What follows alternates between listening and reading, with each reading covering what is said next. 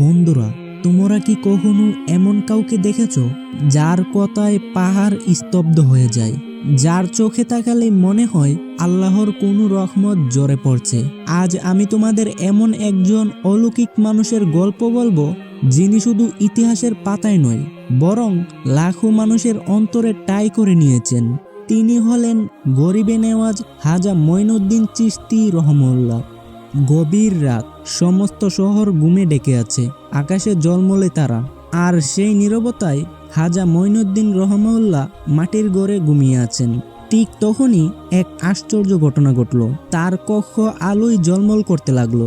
তিনি চোখ খুলে দেখলেন স্বপ্ন নয়, এটা বাস্তব। তিনি দেখতে পেলেন আমাদের প্রিয় নবী হযরত মুহাম্মদ সাল্লাল্লাহু আলাইহি সাল্লাম দাঁড়িয়ে আছেন এবং বলছেন, হে মঈনুদ্দিন, তুমি হিন্দুস্তানে যাও। সেখানকার মানুষ অন্ধকারে আর মূর্তি পূজায় ডুবে আছে, তাদের দিনের পথে ডাকু। এই স্বপ্ন যেন তার জীবনের মোড় ঘুরিয়ে দিল। তিনি বুঝতে পারলেন এ নির্দেশ শুধু স্বপ্ন নয়, বরং একটা দায়িত্ব। তিনি আর এক মুহূর্ত দেরি করলেন না। সকালেই রওনা হলেন হিন্দুস্তানের দিকে। সঙ্গে কয়েকজন বিশ্বস্ত মুরিদ ছিলেন। তারা পায়ে হেঁটে, মাথায় পাগড়ি, হাতে কিছু খাবার ও কোরআনের কপি, এই ছিল তাদের সম্বল। পথে পথে পেরোতে হলো মরুভূমি, পাথুরে পথ, পাহাড়ি গলি। দিনের পর দিন হেঁটে তারা পৌঁছালেন এক নতুন ভূখণ্ডে, যার নাম ভারতবর্ষ। তখনকার হিন্দুস্তান ছিল বিশ্বাসে বিভ্রান্ত, মূর্তি পূজায় পরিপূর্ণ, আর ইসলামের নাম তখন কেউ জানতই না। শেষমেশ খাজা মঈনুদ্দিন রহমউল্লাহ ও তার সঙ্গীরা পৌঁছালেন আজমির শহরে।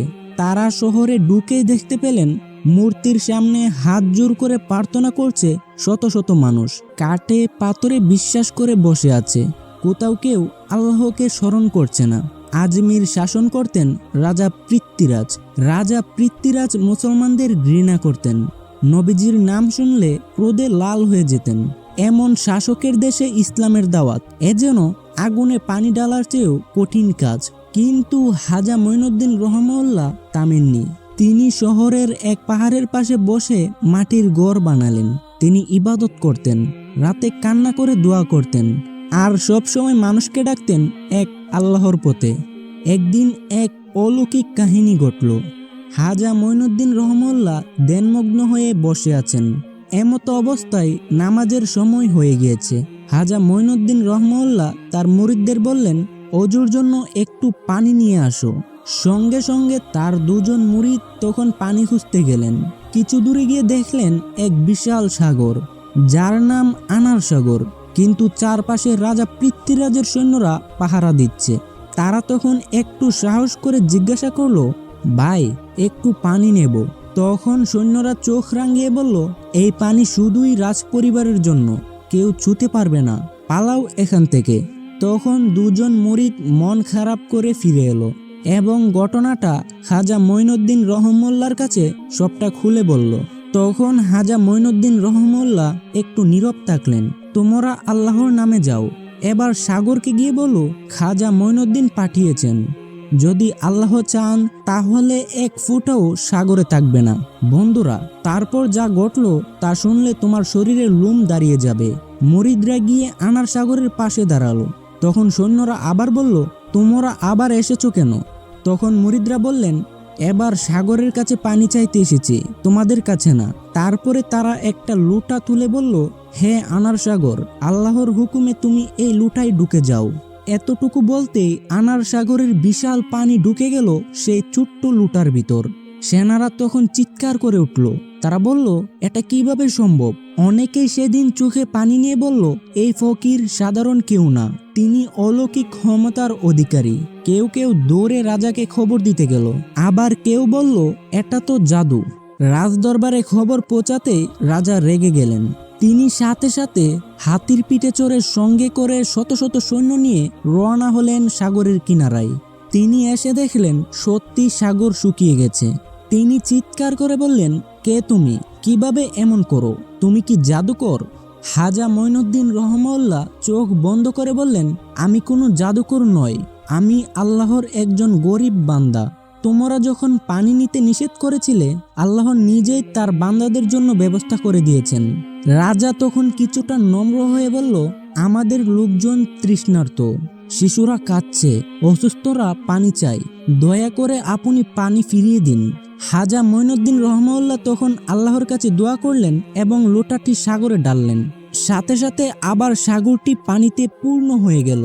এই অলৌকিকতা দেখে শত শত লোক এসে বলল, আমরা সেই রবকে মানতে চাই যার ফকির এমন কাজ করতে পারে। সেদিন এক অলৌকিক জাগরণ শুরু হলো। আজমির শহরে ইসলাম প্রবেশ করলো দোয়ার মাধ্যমে, চরিত্রের মাধ্যমে আর অলৌকিক প্রমাণের মাধ্যমে। বন্ধুরা, এখানেই শেষ নয়। আমরা এতক্ষণ শুনেছি এক দরবেশ, এক ফকির, আল্লাহর প্রেমে বিভোর খাজা মঈনুদ্দিন চিশতি রহমাউল্লাহ এক লোটায় সাগরের পানি তুলে নিয়ে ভারতবর্ষে ইসলামের আলো ছড়িয়ে দিয়েছিলেন। এখন আমরা শুনব এমন দুটি ঘটনা যেগুলো ইসলামের পাতায় অলৌকিকতার এক জীবন্ত প্রমাণ হয়ে আছে। সকালবেলা সূর্য ঠিকভাবে উঠেছে, হালকা ঠান্ডা বাতাস।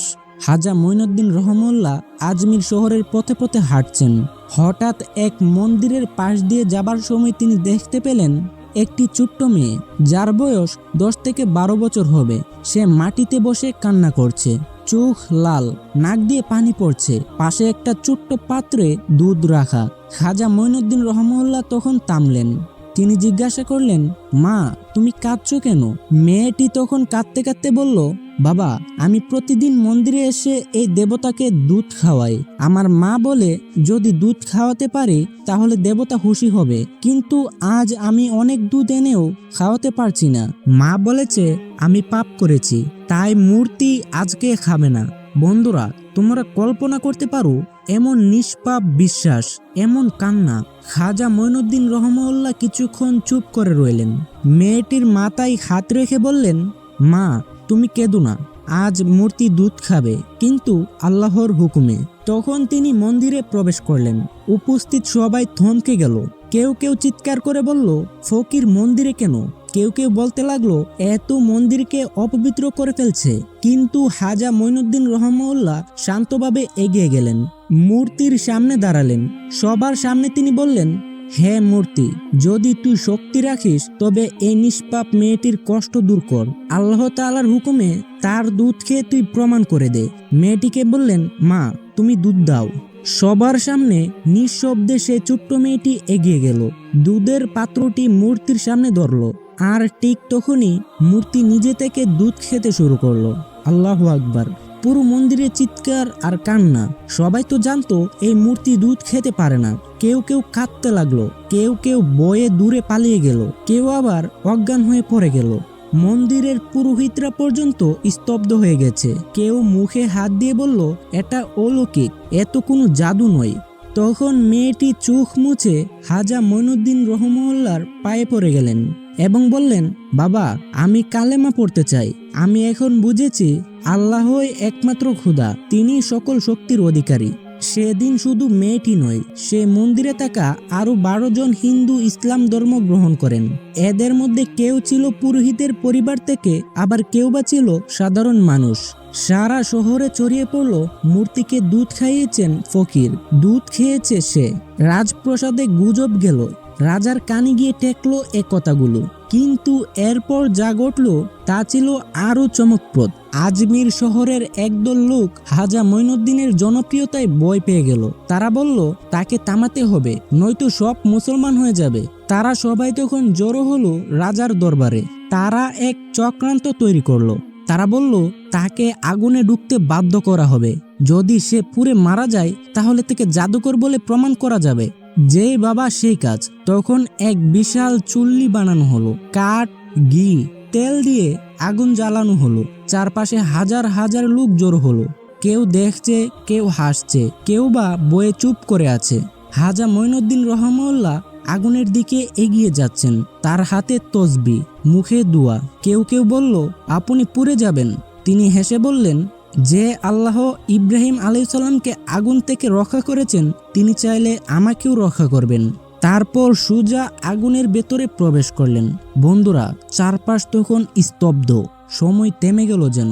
আগুন জ্বলছে, লোকজন দূরে সরে গেছে, কেউ কাঁদছে, কেউ তাকিয়ে আছে স্তব্ধ চোখে। কিছুক্ষণ পরে আগুন আস্তে আস্তে নিভে গেল।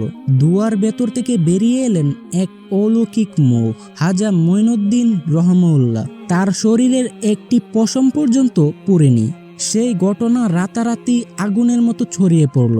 আজমিরের প্রতিটি ঘরে ঘরে, রাস্তাঘাটে, দোকানপাটে, এমনকি রাজপ্রাসাদে পর্যন্ত আলোচনা হলো। এই লোক মানুষ নয়, অলৌকিক শক্তির অধিকারী, তার আল্লাহ সত্য।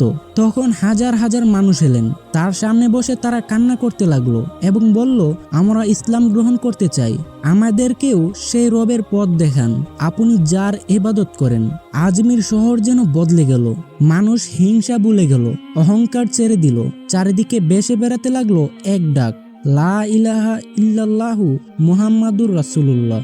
এখানে শেষ নয়। আগুনের ভেতর দিয়ে হেঁটে বেরিয়ে আসা ফকিরকে আর কেউ হালকা চোখে দেখে না। তিনি যিনি শুধু কথাই নয়, বরং তার ঈমান ও আমলের শক্তিতে প্রমাণ করে দিলেন, আল্লাহ যার সাথী, সে দুনিয়ার বইকে পেছনে ফেলে সামনে এগিয়ে চলে। এই অলৌকিক ঘটনা আজমির শহরে এমন ঢেউ তুলেছিল যে রাজা পৃথ্বীরাজ বুঝে গেলেন, হাজা মঈনুদ্দিন চিশতি রহমাউল্লাহকে সরানো না গেলে তার প্রাসাদও নড়ে উঠবে। আর তখনই ডাকা হলো এক ভয়ঙ্কর নাম, জয়পাল। জয়পাল ছিল ভারতবর্ষের সবচেয়ে নামী ও ভয়ঙ্কর জাদুকর। শত বছর ধরে রাজাদের দরবারে সে অলৌকিক খেলা দেখিয়ে এসেছে। বলা হতো সে তার চোখের ইশারায় আগুন ধরাতে পারে, পাহাড় নড়িয়ে দিতে পারে, আর শত্রুদের পুড়িয়ে ছাই বানাতে পারে। রাজা পৃথ্বীরাজ তাকে ডেকে বললেন, আমাদের রাজত্বে এমন একজন মুসলিম ফকির এসেছেন যিনি জাদু দেখিয়ে মানুষকে বিভ্রান্ত করছে।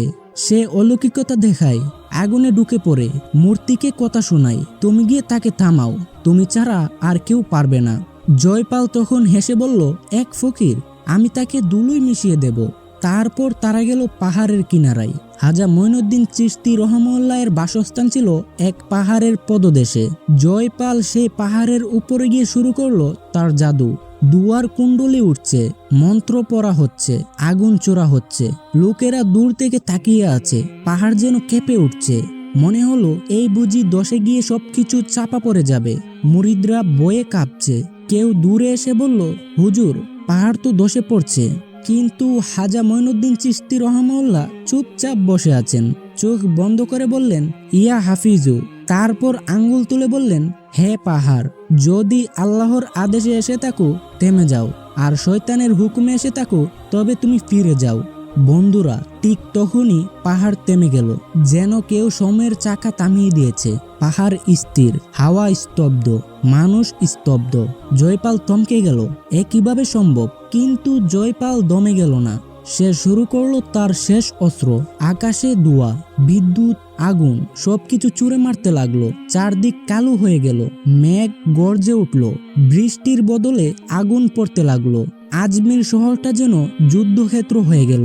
এমন মুহূর্তে হাজা মঈনুদ্দিন চিশতি রহমাউল্লাহ মাথা উঁচু করে আকাশের দিকে তাকালেন, দু হাত তুলে বললেন, হে আমার আল্লাহ, এই বান্দা তোমার সন্তুষ্টির জন্য দাওয়াত দিচ্ছে। আজকে তুমি মানুষের সামনে প্রমাণ করো তাওহীদই সত্য আর সবকিছু মিথ্যা। হঠাৎ আকাশ শান্ত হয়ে গেল, আগুন নিভে গেল, ধোঁয়াও উধাও হয়ে গেল।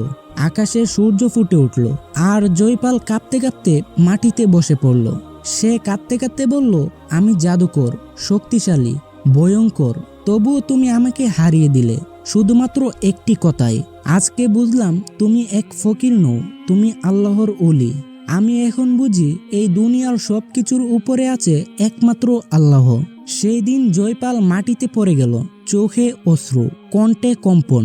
সে হাজা মঈনুদ্দিনের সামনে এসে বলল, আমাকে কালেমা শেখান। তারপর হাজার হাজার মানুষের সামনে সে বলল, আশহাদু আল্লাহ ইলাহা ওয়া আশহাদু আন্না মুহাম্মাদান আবদুহু ওয়া রাসূলুহু সাল্লাল্লাহু আলাইহি ওয়াসাল্লাম। লোকজন কান্নায় ব্যঙ্গে পড়ল, কেউ সেজদায় লুটিয়ে পড়ল, কেউ কেউ হাজা মঈনুদ্দিন রহমাউল্লাহর পা ধরে বলল, আমাদেরকেও শেখান কিভাবে এই আল্লাহর প্রেমে পাগল হতে হয়। জয়পালের ইসলাম ধর্ম গ্রহণ ছিল আল্লাহর কুদরতের আরেকটি নিদর্শন। এরপর আরও অসংখ্য মানুষ ইসলামের পথে আসতে থাকলো। আজমির শহর শুধু এক ফকিরের শহর হয়ে রইল না, এটা হয়ে উঠল দাওয়াত, ঈমান, দয়া ও আল্লাহর প্রেমে ভরা শহর। আজকের দিনে তার দরগাহে গেলে আজও শোনা যায় মানুষের কণ্ঠে, খাজা মঈনুদ্দিন গরিবে নেওয়াজ ওলিউল্লাহ। এই কাহিনী আমাদেরকে শেখায় যে আল্লাহর পথে চলে তার সামনে পাহাড়ও বাধা হয়ে দাঁড়াতে পারে না, আর যে আল্লাহর প্রেমে জীবন উৎসর্গ করে তার বিরুদ্ধে আগুন, জাদু, রাজা কোনো কিছুই দাঁড়াতে পারে না। আজ আমরা যদি খাজা মঈনুদ্দিনের মতো হই, সৎ, ধৈর্যশীল ও দয়ালু, তবে আমরাও হয়তো কারো জীবনে আলো জ্বালাতে পারবো ইনশাআল্লাহ।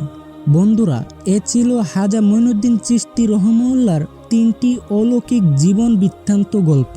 এই গল্পগুলো ইতিহাস নয়, এটা আমাদের অন্তরের বাতিঘর।